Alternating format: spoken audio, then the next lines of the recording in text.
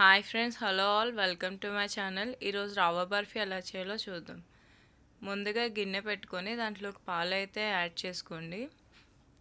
So పాలైతే ఒక cup రవ్వకైతే 2 కప్పులు పాలని యాడ్ చేసుకోండి. సో పాలు అయితే బాగా మరిగి చల్లారబెట్టుకొని పక్కన పెట్టుకోండి. సో నేనైతే ఒక కప్పు రవ్వ తీసుకున్నాను. ఒక కప్పు రవ్వకి 2 కప్పులు పాలు అండ్ ఒక కప్పు పంచదారను అయితే తీసుకోండి. సో షుగర్ మీ టేస్ట్ని బట్టి యాడ్ చేసుకోండి. సో ఇప్పుడు స్టవ్ ఆన్ చేసుకొని ప్యాన్ పెట్టుకొని ప్యాన్ బాగా హీట్ అవ్వనివ్వండి.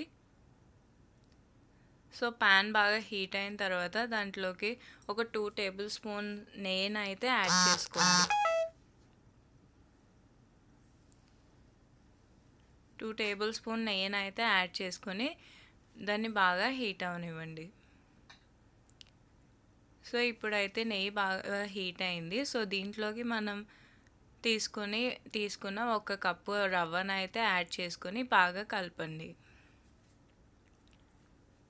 సో రవ్వ బాగా ఫ్రై అవ్వాలండి. రవ్వ కొంచెం వేగినప్పుడు చాలా మంచి స్మెల్ వస్తుంది, అది చాలా బాగుంటుంది.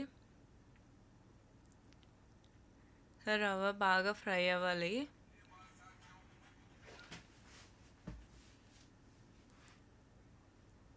రవ్వ బాగా ఫ్రై అయింది ఫ్రెండ్స్. ఇప్పుడు ఇది ఇంకా కొంచెం గోల్డెన్ కలర్లోకి వచ్చిన తర్వాత సో మనమైతే పాలను అయితే కొంచెం కొంచెంగా యాడ్ చేసుకోవాలి. సో ఈ స్వీట్ అయితే చాలా బాగుంటుందండి. మీరు ఏ పండగలైనా దేవుడికి ప్రసాదం కింద కూడా పెట్టైనా సరే చాలా బాగుంటుంది. సో ఇన్స్టెంట్గా మనం చేసుకోవాలంటే ఇలా చేసుకొని ఇన్స్టెంట్గా ఒక 15 మినిట్స్లో ఇదైతే కంప్లీట్ అవుతుంది అండ్ చాలా టేస్టీగా అయితే ఉంటుంది ఫ్రెండ్స్. సో ఇప్పుడు మనకి రవ్వ అయితే చాలా రెడ్గా గోల్డెన్ కలర్లోకి వేగింది.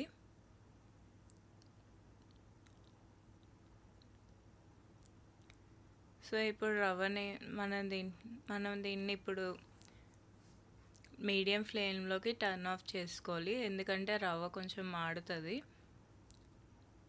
సో ఇప్పుడు కాచి చల్లార్చిన పాలను అయితే కొంచెం కొంచెంగా రవ్వలోకి యాడ్ చేసుకోండి.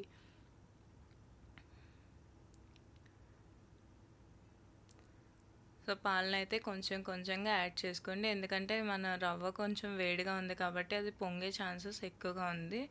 సో పాలని కొంచెం కొంచెంగా యాడ్ చేసుకోండి. యాడ్ చేసుకొని బాగా మిక్స్ చేసుకోండి. సో ఇప్పుడు మిగిలిన పాలను అయితే మొత్తంగా యాడ్ చేసి బాగా కలపండి. సో పాలు చిక్కగా ఉండడం వల్ల రవ్వ పాలనంతా పీల్చుకొని చాలా టేస్టీగా ఉంటుంది ఫ్రెండ్స్ ఈ స్వీట్ అయితే. దీన్ని మీరు ఒక 15 మినిట్స్లోనే చేసుకొని చాలా టేస్టీగా ఉంటుంది.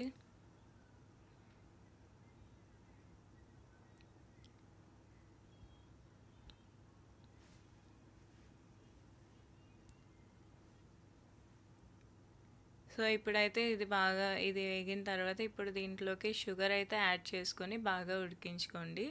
షుగర్ వేసిన తర్వాత మనకు కొంచెం అయితే అది కన్సిస్టెన్సీ కొంచెం లూజ్ అవుతుంది.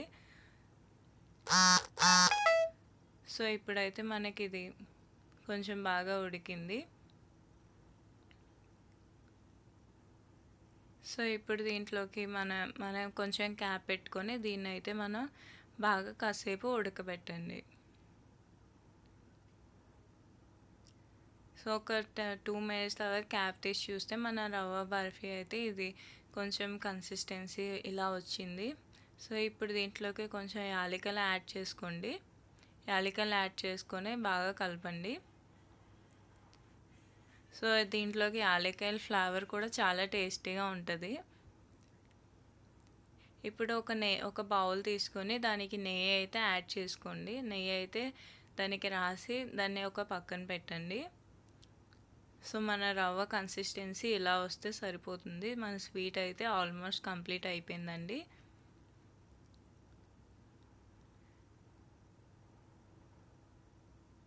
సో ఇప్పుడైతే ఒక చిన్న ప్యాన్ తీసుకొని ముక్కడు తీసుకొని దాంట్లోకి అయితే జీడిపప్పు యాడ్ చేసుకొని దాంట్లోకి కొంచెం నెయ్యి అయితే యాడ్ చేసుకొని వాటిని బాగా కొంచెం ఎర్రగా ఫ్రై చేయండి.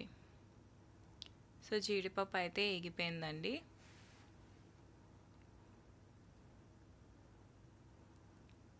జీడిపప్పు అనేది ఎర్రగా వేగడం వల్ల స్వీట్ అనేది చాలా టేస్టీగా ఉంటుందండి తినేటప్పుడు.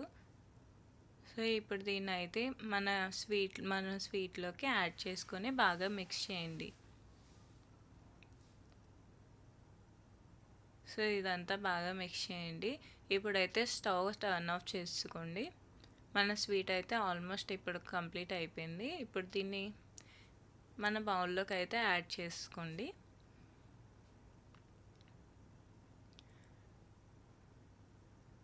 సో ఈ టేస్ట్ అయితే చాలా టేస్టీగా ఉంటుందండి ఇది. And do not forget to like, share and subscribe. And thank you for watching my video.